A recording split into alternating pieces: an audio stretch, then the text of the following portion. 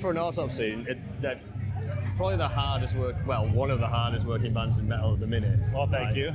yeah, easily, man. You're all. Oh yeah, this is yours, isn't it? Yeah.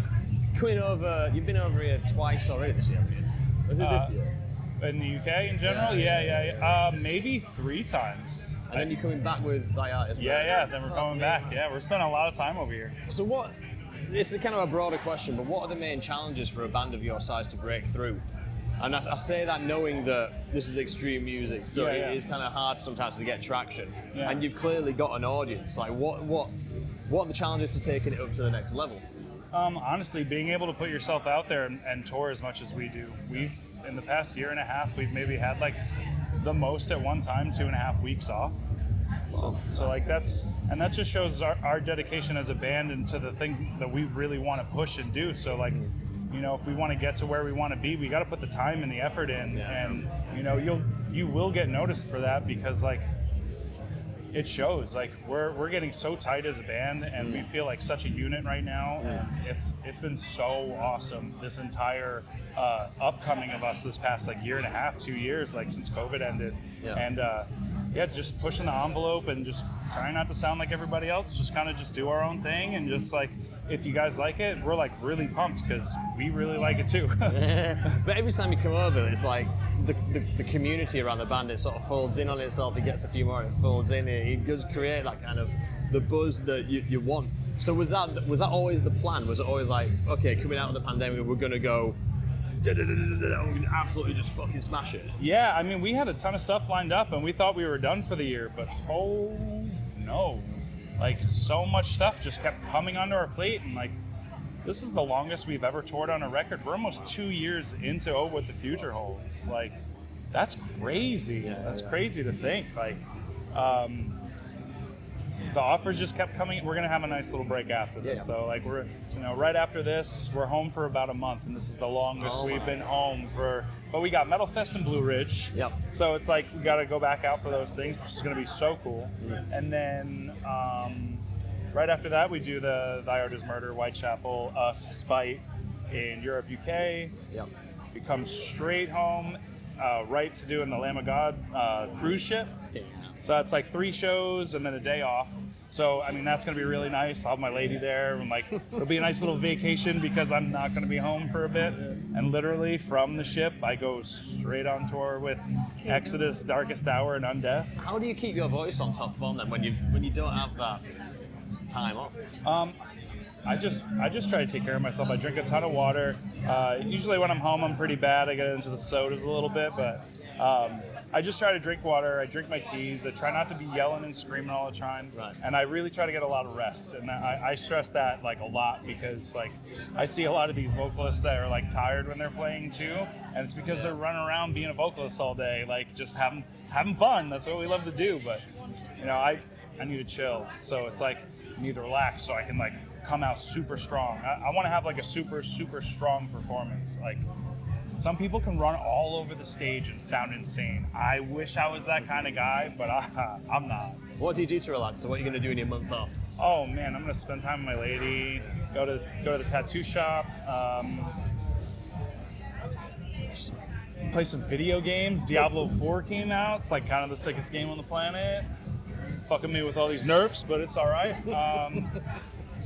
But I'm just going to get some time home. Like, just feeling like a human again. You know what I'm saying? Like, you know, because we're go. So it's like, when I'm home, I really like to be home. And I cut hair too, so I'm gonna cut a little bit of hair, help out at one of the venues in town too. So it should be cool. Nice little break. Well, I have to ask, what other games do you play? Video games? Oh shit, I'm a huge Valorant guy. Okay. I love that. Oh, there it is. I love Valorant esports. Oh, it's some of my favorite shit on the planet. Because I grew up playing Counter-Strike, so I was big into Counter-Strike. So Counter-Strike, Valorant, Rocket League. You know, Fortnite's fun now again. Dude, I used to play so much Fortnite in the beginning, but whatever, we won't talk about Fortnite. This is metal as fuck. Fortnite's not metal. Dude. I never got into Fortnite. I got into Overwatch. I got into the Valorant. no build is fun. The what, sorry? There's a no building section, so you can just go run and shoot. So I was like, a bunch of my friends are always like, come on, just come play with us. I'm like, I really don't want to fucking play that game at all. And then I did, just because I'm trying to be a good friend again. And I was like, wow, I'm actually having a good time. This is pretty fun. So it's fun with friends. If you're playing solo, do something. The reason that I'm here, I can trace it all the way back to Stardew Valley. Really? I played Stardew Valley That's too one much. game I never played, and don't hate me. I'm so sorry. It's one of those where it's like one more turn. Yeah, I was dude. playing it too much. That's and I was what's like, Hades for me right now. Yeah. I keep playing Hades over and over, and I'm like, all right, just one more. I need to get this blood. I need one more. Come on, man. I felt so unproductive that I was like, I'm going to stop playing Stardew Valley. I'm going to do something else. Yeah. And now I'm like 2 years later, I'm like, shit, I need to stop doing this and stop playing Stardew Valley. That's like where I'm at right now, dude. When I was home, I was playing way too many. I was just chilling, playing games too much. I was like, I need to like do other shit that I enjoy and like not be a fucking drone. So, what else is? Oh yeah, before we just to polish off the video games. Counter-Strike 2. oh. It's called Counter-Strike 2, isn't Yeah, it? it's just Counter-Strike 2.0, Counter-Strike 2, whatever. Just like 3 tweets. It was saying, supposed to be out like already. Like a ton of us have been waiting. Like none of my friends, even friends that have had their account for 20 plus years, 20 years of Counter-Strike. Holy shit! And like none of us have it yet. We just want to play it. That smoke mechanic looks sick. I know, but that's how they were. Sort of, they didn't announce it. They just said Counter-Strike 2. Here's the new smoke mechanic, and that was kind of it. And we're like, I was like, okay, can I try this now? Have you stressed it enough? Jesus. I mean, hey, if they're going to try to perfect it and get rid of the cheaters, I'm all about it, man. yeah, man, absolutely.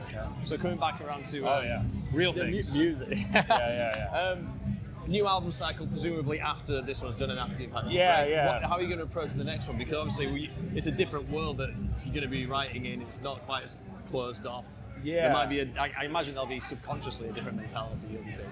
I feel like we might get a little more aggressive.